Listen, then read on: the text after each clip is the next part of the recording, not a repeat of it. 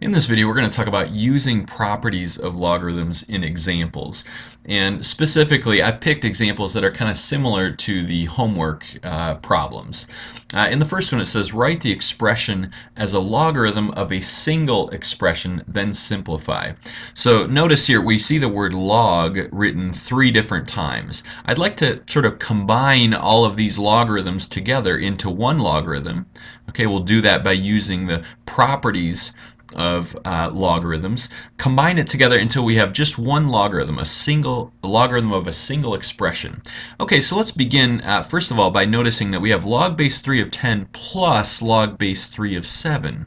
So we can combine those two logarithms together using the product property to say that this is log base 3 of 10 times 7, which is 70. Okay, and we still have the minus log base 3 of 5. Okay, so that was the product property that we used there. Okay, now we can use the quotient property because we have a difference of logarithms. We can write this as log base 3 of 70 over 5. Okay, I'll write it in parentheses here. And it says simplify, so let's simplify 70 over 5. That's 14. So log base 3 of 14. That's our answer. Okay, so you could figure out what log base 3 of 14 is using the change of base formula. For example, you could write it as natural log of 14 over natural log of 3 and figure out what that is as a decimal using a calculator. But that would be this, and you could do the same thing over here for these 3 expressions. And if you added these first 2 and then subtracted the third one, you would see that you get the same answer that you do right here. Okay, so this is just a simplified way of writing this big long expression. Okay, in the next problem, it's a little bit different because first of all we have variables here, x, y, and z instead of numbers. And we also have some coefficients on these logarithms. Oh, and also the base here is base 10, but we don't write the base 10.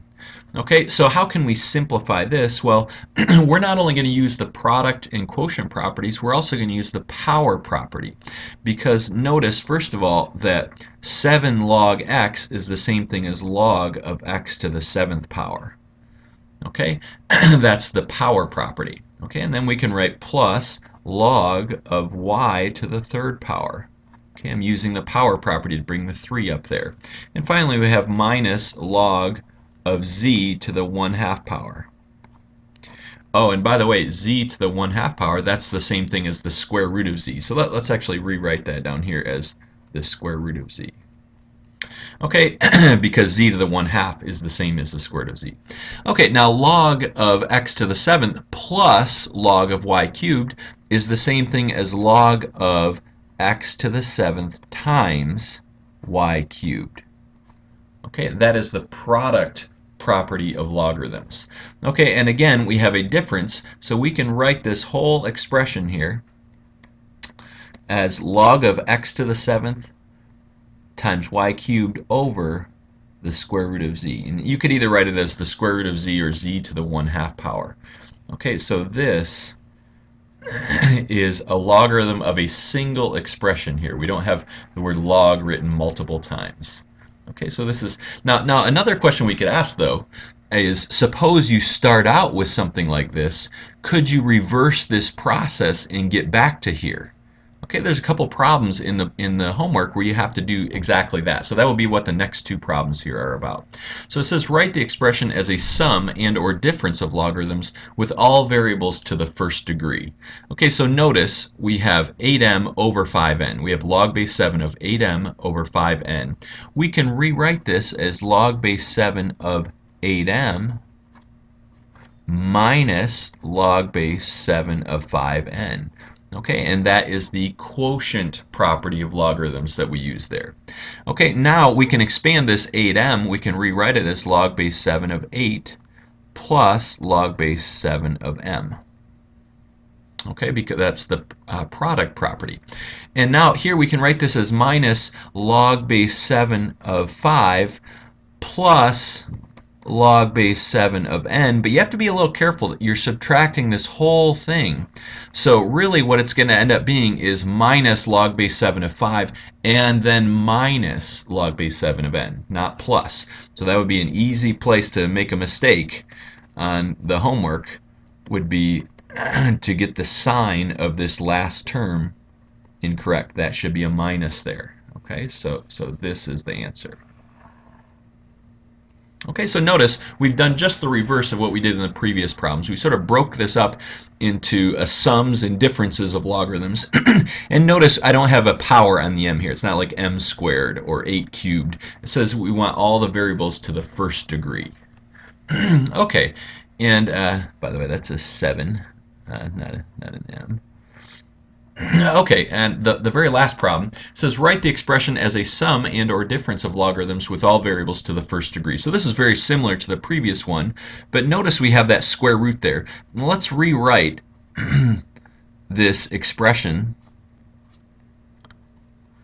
Instead of the square root of 13a to the 5th b to the 7th, let's rewrite it as 13a to the 5th b to the 7th all raised to the 1/2 power. Okay, now we can take the 1/2 out in front of the logarithm. Okay, we have 1/2 times that logarithm because of the power rule. And we can break this up into ln of 13 plus ln of a to the 5th plus ln of b to the 7th power. Okay. But remember, you're multiplying 1/2 by that whole thing, so you should probably put this all in brackets right here. Okay, it's 1/2 of that whole thing. Okay, and now notice this 5 up here and the 7 up there. We can take those out in front of the logarithm because of the power rule. Okay, and notice the one thing I forgot was to put the brackets here. Okay, now you could multiply through by the 1/2 now, and we get 1/2 ln of 13 plus 1/2 times 5, which is 5/2 ln of a, plus 7/2, right? 1/2 times 7 ln of b. Okay, so this would be the final answer. Okay, we've written this as a sum and difference. Now there's no differences, we don't have any minuses, but we've written this as a sum of logarithms where all the variables here are to the first degree. We don't have a to the 5th anymore, we just have an a. Okay, there's several problems in the homework you have to do something like this.